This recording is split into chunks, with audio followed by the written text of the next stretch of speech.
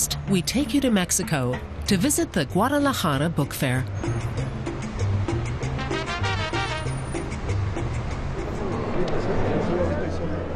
Too much exposure to the public can be dangerous at Latin America's biggest book fair. It's taking place in the shadow of Mexico's bloody drug war. So writer Javier Sicilia is surrounded by bodyguards. Sicilia has been hailed as a hero since he called for an end to the drug war. Last spring, after his son was murdered by members of a drug gang, the writer organized protest marches. Their rallying cry was "Estamos hasta la madre," or "Enough is enough." Also the name of a political essay Javier Sicilia presented in Guadalajara. He's given up writing poetry and novels altogether. When my son was murdered, I lost what was most sacred to me, and my poetry was silenced. I know my son will be resurrected in heaven. I'm waiting for my resurrection, as I'm still here in this transitory existence. And I'm waiting for the resurrection of my country, so that I can write poetry again.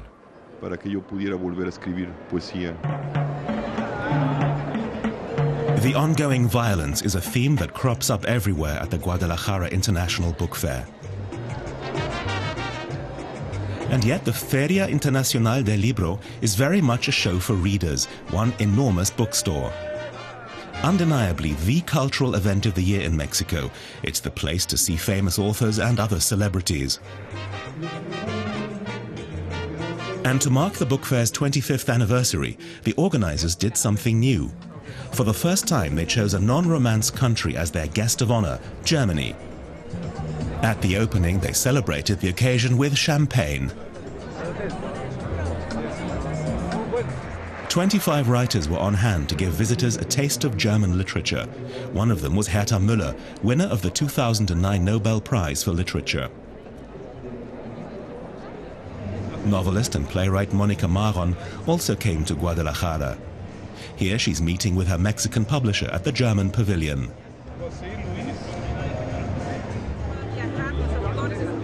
The book fair's organizers hope for many more events like this. I think there should be more direct communication, that Germany and its authors come to Latin America and their works be translated. And the other way around, that our writers travel to Europe, to Germany, and their works be translated into German. This would improve relations between our countries. But Heta Müller sees herself more as a writer than a cultural ambassador. Her books have long been translated into Spanish. Book fair visitors were anxious to meet the German writer, who was born in Romania. Her books about the Ceausescu dictatorship and her persecution by Romania's secret police, the Securitate, have won her many fans in Mexico. 1,500 people came to see Herta Müller and fellow literature Nobel laureate Mario Vargas Llosa. The Peruvian won the Nobel Prize in 2010. Müller was asked what makes good literature. When I read Gabriel Garcia Marquez's 100 Years of Solitude, I thought, that's Nitschedorf, the village in the Banat region where I come from. I think that's how literature functions.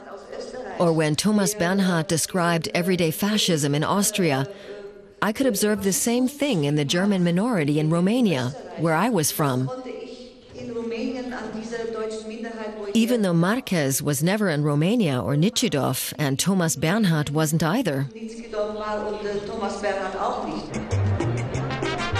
Eingeduldet und umhüllt in geballter Gemütlichkeit. Dazu passende Kisten mit peppigen Muster, mit Federkernlattenrostbettenlandschaften und Couchgarniturparadiesen. Da träume ich mich. This is literature too, playing around with the German language and its sounds. Each day, slam poet Bas Böttcher sits in what's called the text box. It's been a real hit with the public, and lets visitors see German literature in a completely new light. Mit den Schlittenkufen furchten in den Schnee, der Bob schleuderte beim Slalom aus geschlängelten Bahnen. This is the stand of publisher Herda Mexico, which has been trying for years to raise the profile of German writers in Mexico. Run by Jan Cornelius Schulz-Zawada, it's published works by the likes of Mónica Maron. This is the only one of her books that's available in Spanish. What's it like trying to sell German literature in Mexico? It's not easy, but there's lots of interest. The interest in German culture and literature is unwaning. And this year, of course, it's especially strong. You can't expect too much because here the print runs are clearly limited. All over the world, publishers complain that people don't read enough. That's not necessarily true in Mexico, even though of its 120 million citizens, only a small percentage read. But for us, it's still enough.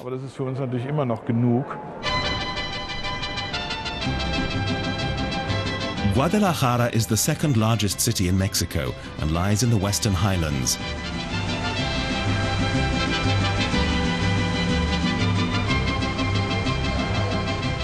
People here call this prosperous city of 1.6 million the Pearl of the West, in part due to its many colonial-era buildings.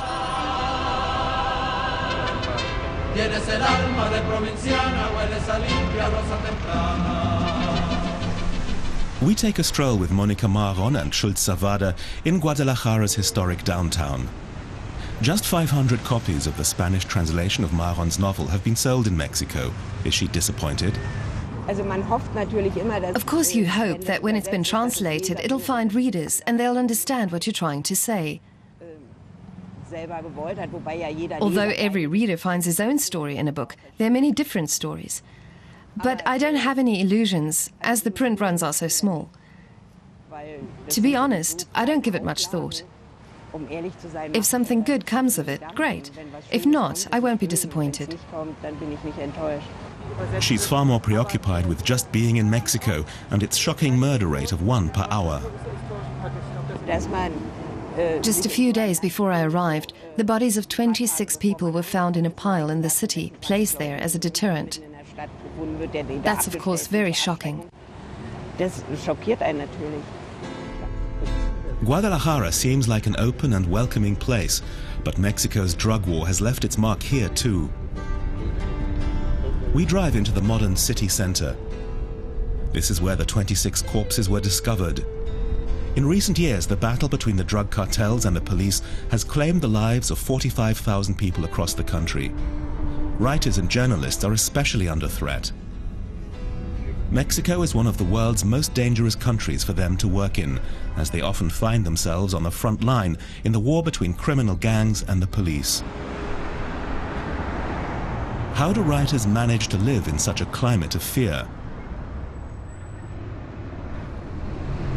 At a hotel near the book fair, we asked Mexican playwright, essayist and television host Sabina Berman.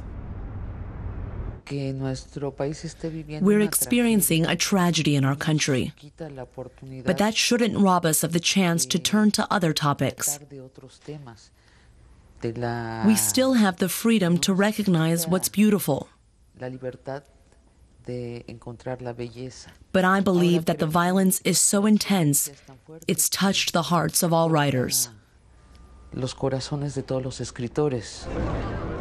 Mexico may be in a virtual state of emergency, but that hasn't stopped people from attending the book fair.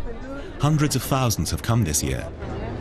Today they find not only books, but also 26 singers mingling among the crowd.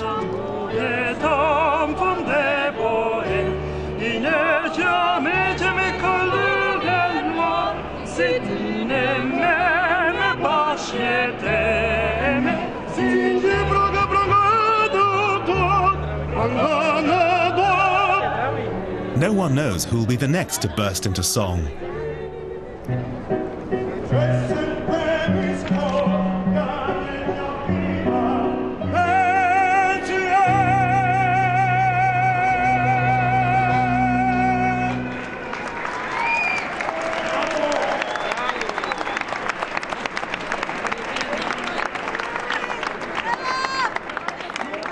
Perhaps it's this kind of joie de vivre that gives even a man like Javier Sicilia hope that Mexico can escape its cycle of violence.